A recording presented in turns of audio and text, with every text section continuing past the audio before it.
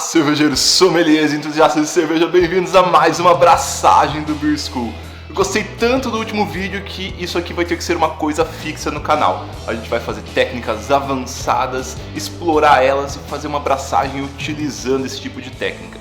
E hoje a gente vai fazer uma Weizenbier. Eu sei que a Weiss é uma cerveja que sofre um pouco de preconceito, porque se a gente pegar 4 anos atrás, 5 anos atrás, era basicamente o tipo de cerveja que as pessoas começavam, tomavam até não querer mais e depois enjoavam. Aconteceu isso comigo, eu comecei com Weiss também, aposto que muitos de vocês que estão há mais tempo na cerveja começaram com Weiss. Então sofre esse preconceito. Só que esse estilo é um estilo muito rico, com muita história, com muito contexto e com muita técnica diferente. Esse estilo ele tem muita coisa contrária do que se faz na maior parte dos estilos de cerveja. Por exemplo, oxigenação às vezes não é nem indicado, oxigenar pitch rate muito mais baixo. E hoje a gente vai explorar duas técnicas que se usa nesse estilo de forma mais clássica, que é o uso de decocção, quando a gente tira um pedaço dos grãos, ferve ele e volta para a panela de mash, olha que loucura.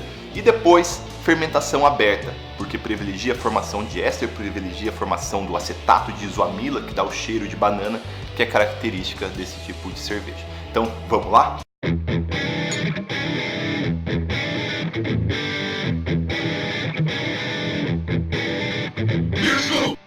O meu desafio ele é muito grande, porque eu vou fazer decocção em uma panela single vessel. Eu nunca vi alguém fazer isso, eu procurei se alguém já tinha feito, não achei na internet.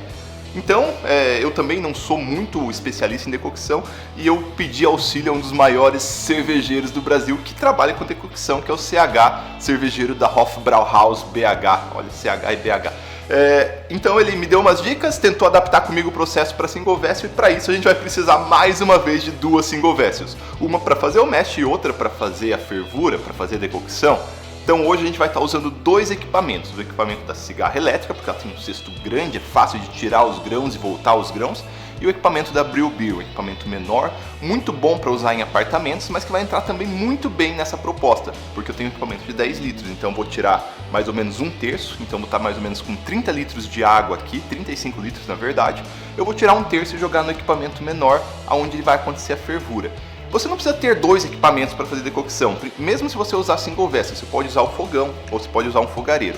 Eu não quis usar o fogão porque o fogão ele é muito lento, eu tenho 10, 12 litros de água de mosto para ferver, eu sei que ia demorar demais, então usar duas panelas, uma com uma resistência de 3.000 watts, que é a cigarra elétrica, e uma com uma resistência de 1.500 watts, que é a Brew Beer, vai ser muito mais fácil. Em resumo, eu vou começar com Protein Rest a 50 graus por 20 minutos, colocando todos os grãos. Deu esses 20 minutos, eu vou tirar um pedaço, um terço mais ou menos do mosto, que vai dar 12, 11 litros, colocar na segunda panela, deixar ferver por alguns minutos, por meia hora, voltar para a panela inicial. Isso vai fazer a temperatura da panela inicial subir, então estava 50, vai para uns 62 mais ou menos.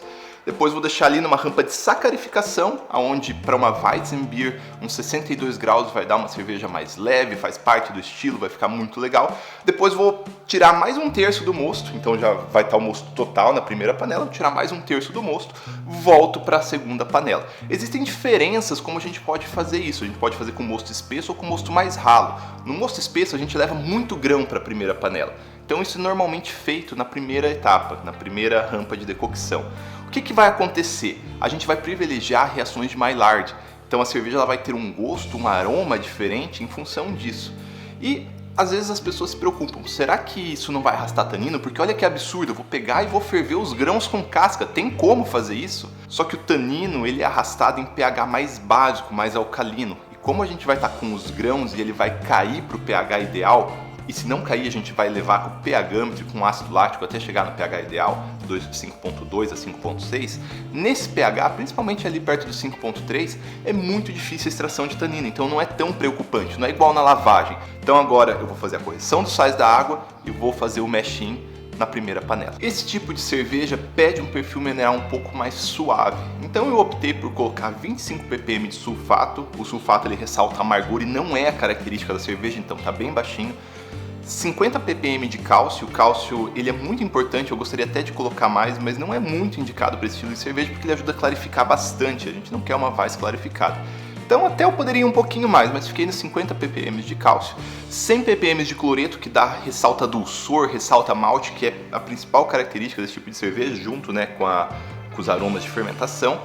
e 10 ppm de magnésio, porque o magnésio ele é muito importante para a levedura, ele é cofator na hora dela pegar energia, então você tem uma fermentação mais adequada. E minha água aqui é basicamente zerada em tudo, é quase uma água destilada, então eu tenho que fazer essas correções. Para fazer essas correções foi muito fácil, foi só adicionar 2,8 gramas de sulfato de magnésio, dando o sulfato e o magnésio, e 6,8 gramas de cloreto de cálcio, que vai dar o cloreto e o cálcio. Não bate certinho, não bate exato, mas nunca bate exato. E aí a gente ainda tem problema que o sal absorve água e tal, mas a gente quer um valor aproximado. A primeira rampa é 50 graus, eu vou fazer o meshing a 54 mais ou menos. Com os grãos ele vai abaixar a temperatura para a temperatura do protein rest, onde vai ficar 20 minutos. O perfil de malte ele é bem simples, compõe de 60% de malte de trigo, 39% de malte pilsen, ambos da Agrária, mais 1% de malte de chocolate, só para dar uma corzinha que eu gosto de uma Weiss meio alaranjada. Eu não posso deixar de falar que esses insumos são da Piqueri Brew Shop, porque eu fiz ele lá abrir a loja hoje, domingo.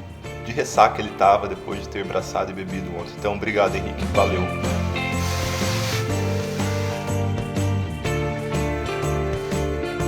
Start. Eu fico inventando essas coisas difíceis de fazer, depois eu me ferro, né? Agora, mais uma vez, passando o mosto de um lado pro outro na canequinha.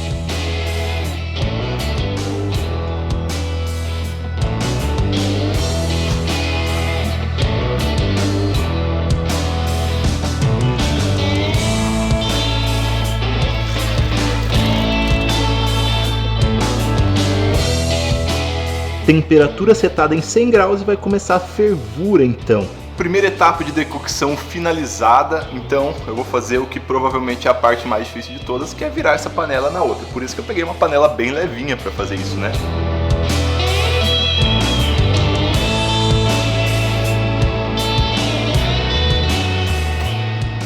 Pequeno imprevisto que caiu a parte de baixo da panela junto.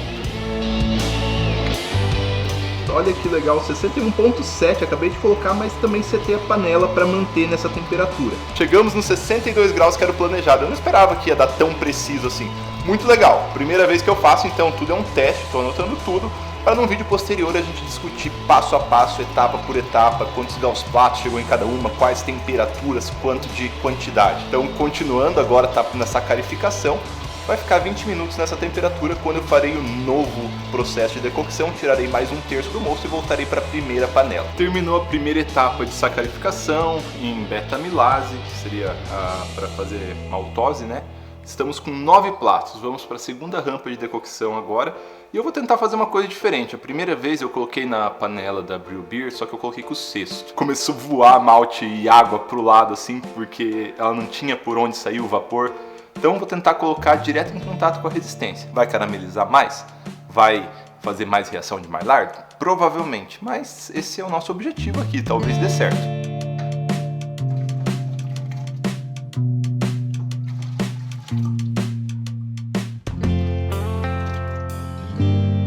Então, o mosto acabou de passar, ele dá uma esfriadinha na passagem, né? Porque a panela tá fria, então entrou a 59 graus, mas era para estar 62.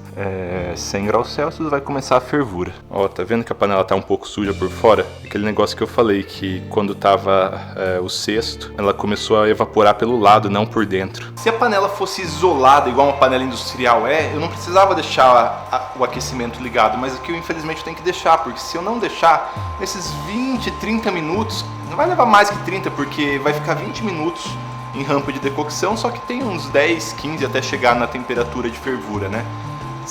Então esses 35 minutos aqui ia causar um impacto muito grande na temperatura, então tem que deixar a resistência sempre ligada, tá setado em 62 graus. Eu vou dizer assim, tá dando trabalho, dá muito mais trabalho que uma abraçagem convencional, vocês não vão perceber isso, porque aqui eu só pego realmente as partes importantes, embora possa trazer um resultado que, apesar de sutil, vai ter um impacto muito grande, que vai ser essa formação de melanoidinas, que vai ressaltar o malte, que vai ressaltar a maltosidade, vai ressaltar características do estilo. Mas mais do que isso, esse processo de dupla decocção ou tripla decocção, ele vale pela nossa experiência como cervejeiro, né? A gente está buscando, sei lá, reproduzir um estilo clássico. Aqui eu não posso estar reproduzindo um estilo clássico porque eu estou usando equipamentos modernos, né? E eu estou adaptando a técnica para minha realidade. Estou fazendo com uma relação água-malte um pouco mais alta, porque aqui não tem como, a gente tem que colocar pela geometria da panela, a gente não consegue abaixar para 1:3 a relação água-malte. Então está mais ou menos 1:6. Muda um pouco o tempo de conversão enzimática, é menor o tempo, a efetividade da enzima nesse sistema, porque ela é mais diluída. Porque o que tem que acontecer? Para haver conversão, tem que encontrar uma molécula de amido com uma molécula de enzima. Pá, aí ocorre a conversão. Quando esse sistema está diluído, demora mais. Mas felizmente nossos maltes de hoje eles têm muita enzima. Então a conversão é rápida, é indiferente se está 1:3 ou 1:6. Então está acontecendo aqui agora a segurar a temperatura na região da beta-amilase, enquanto na outra panela está acontecendo a fervura, tá indo para fervura na verdade. Alguns dados interessantes para vocês. Quando ficou na rampa de protease já houve conversão, ficou um tempão em rampa de protease nessa, né? Chegou a 2,5 platos. A partir do momento que eu coloquei a outra, subiu para 9 platos, então está subindo gradativamente, está quase chegando no ideal. O final dessa cerveja são 12 platos, mas eu acho que já houve toda a conversão de açúcar que precisava, de amido em açúcar. Uma das coisas que acontece é que em equipamentos single vessel a gente não precisa de clarificação, mas nesse processo eu vou ter que deixar um tempão clarificando, porque toda vez que eu vou lá com o caneco e tiro, eu remoo todo o malte e fica tudo turvo de novo, né? Então esse processo ele vai levar, usualmente eu levo 3 horas, 3 horas não, levo 4 horas para fazer uma abraçagem. Isso aqui ele vai demorar bem mais, mas não tem o que fazer, a gente está buscando técnicas diferentes com objetivos diferentes para chegar em aromas e sabores diferentes. Eu quero que os aromas da reação de Maillard, que é aquela que tem na casca do pão, por exemplo, tem na carne assada, embora a carne vai ter outros aromas que vão interferir na percepção, mas é o aroma aquele aroma característico de pão, por exemplo, de casca de pão, aonde a molécula de açúcar redutor reage com uma molécula de proteína por via não enzimática e forma compostos chamados melanoidinas, que dão uma característica totalmente diferente da característica de caramelização. Então a gente tem duas reações de escurecimento não enzimático. A reação de caramelização, que todo mundo conhece, que é característica daqueles maltes ingleses, que ela passa por caramelização, ou se você pegar um açúcar e colocar na panela esse açúcar e deixar ele esquentar, ele vai virar um caramelo. E tem um aroma, uma percepção sensorial totalmente distinta da reação de Maillard. A reação de Maillard ainda é a reação do açúcar, mas de um açúcar redutor, com um pedaço de proteína que se chama aminoácido. Fica parecido em cor, mas em aroma e em sabor fica totalmente diferente. Gente do céu, eu tenho que confessar que apesar de estar dando um puta trabalho, eu tô, depois de 3 horas e pouco de braçagem, ainda tô no mesh, mas tá lindo o negócio. Olha aqui, ó, fervendo. Olha esse desenvolvimento de cor. Isso aqui basicamente tem só malte base, tá preto e vai ficar muito mais escuro que eu imaginava. Eu não levei em conta esse desenvolvimento de cor na formulação da receita, fica para as próximas. Então o mosto está aqui, pelo menos 2/3 dele, né? Agora tá na hora de passar esse para cá. Como eu tirei o cesto, vai ficar muito mais fácil. E eu confesso que eu acho que foi muito mais legal ter tirado o cesto. Se eu não abrir agora e tiver tudo caramelizado em torno da resistência, eu ter que lavar aquilo. Mas eu acho que não. Nessa etapa é bom ir com muito cuidado, porque você pode passar a temperatura da alfa-amilase. Eu passei por 1 grau aqui e ainda 73 graus ela vai ter atividade. A ideia era chegar em 72 graus, chegou em 73. Então você não precisa fazer igual eu, né? Igual louco, virar a panela de uma vez. Na cervejaria é bem mais fácil que você controla na bomba. Vai passando, vai medindo a temperatura. Vai passando, vai medindo a temperatura. Aqui eu acabei virando tudo, foi para 73 graus. Vai ficar aí mais 20 minutos. Ainda a alfa-amilase ela resiste. Tá com cálcio, o cálcio vai ajudar a proteger ela. Então vai continuar a sacarificação em alfa-amilase agora por 20 minutos. Se eu quisesse fazer uma tripla decocção, eu ia fazer mais uma vez para jogar para a temperatura de mash out. Mas eu vou fazer só a dupla decocção, tá bom? Então agora, final do mash, final da rampa de sacarificação e vai para o mash out. Rampa de amilase finalizada, mandei para o mash out finalizou. Agora vem a parte mais difícil de todas de fazer com essa panela, que é puxar o cesto de grãos. Depois o primeiro legal tudo fica fácil, porque a água escorre, né?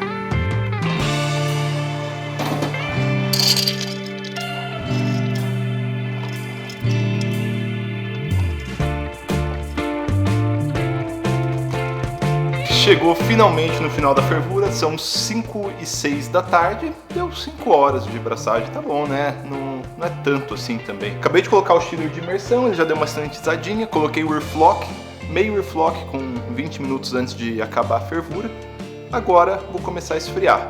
Como eu falei pra vocês no último vídeo, eu gosto de aproveitar essa primeira água quente para colocar junto para sanitização. Então, tô aqui no fermentador já, uma das saídas está pro fermentador. Vou passar essa água que vai quase a 100 graus e ajuda muito na eficiência do sanitizante. E eu já ia me esquecendo, tem que fazer o whirlpool, né?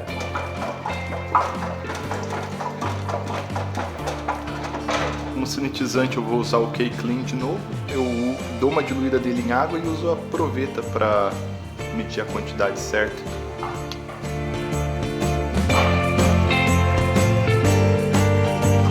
Braçagem finalizada, só apertar esse botãozinho aqui que vou passar a cerveja.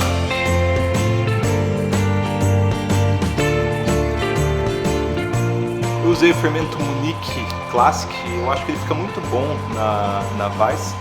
Dessa vez eu hidratei porque não é da Fermentes, então não tem aquela história de não hidratar. Beleza, para Weiss não é tão importante, a dosagem pequena pode aumentar a quantidade de éster se esse for o teu objetivo. E a mesma coisa vale para oxigenação. Weiss você pode ou não oxigenar. Se você oxigenar, talvez o cravo ele realce mais do que o éster, do que o acetato de isoamila. Vai ter um vídeo depois explicando bem direitinho isso. Eu vou dar uma oxigenada só de migué, já está lá dentro o cinderizado. E vou oxigenar menos do que a metade do que eu oxigenaria uma cerveja normal. Como essa cerveja vai ser de fermentação aberta, eu vou colocar um pano em cima só para impedir de cair poeira. Ela vai ficar dentro da geladeira, mas é uma prática bastante comum, porque a geladeira pode ser aberta, pode, sei lá, alguém fala perto e voar saliva. Tô pensando em todas as possibilidades, né? Esse pano aqui que eu sempre uso para fazer dry hop, ele já tá meio escurinho, mas não é de sujeira não, é de muito uso. Foi fervido, deu uma secada, agora fica aqui em cima. Vou dar 2 voltas nele. É o vole normal que a gente usa para fazer dry hopping ou dry fruta. Tá aí, cerveja finalizada na geladeira, pronta para fermentar. Controlador de temperatura dentro dela. Vantagem desse fermentador da Indupropil. Outra vantagem é o fato dela se alinhar com o compressor da geladeira. O terceiro pé ele é removível, metade dele, para ficar certinho assim. Meus cachorros estão brigando, ó. E logo mais 2 vídeos falando sobre por que fazer fermentação aberta e por que fazer decocção. Se você gostou, deixe seu like aí. Até o próximo vídeo. Uma boa coisa fazer no primeiro dia, tirar o trube quente. Posso expurgar bastante dele. Só tem basicamente sujeira, não tem nada de bom. E aqui, olha que lindeza, nosso primeiro dia de fermentação aberta, olha, formando uma capa protetora de espuma, por isso que eu não coloquei Fermencap nessa, porque essa capa é bastante importante nesse caso. E a gente tá quase na hora de fazer o top cropping, dá pra fazer amanhã, basta pegar uma concha e puxar isso daí, isso aí a levedura vai ser, né, levedura bem saudável.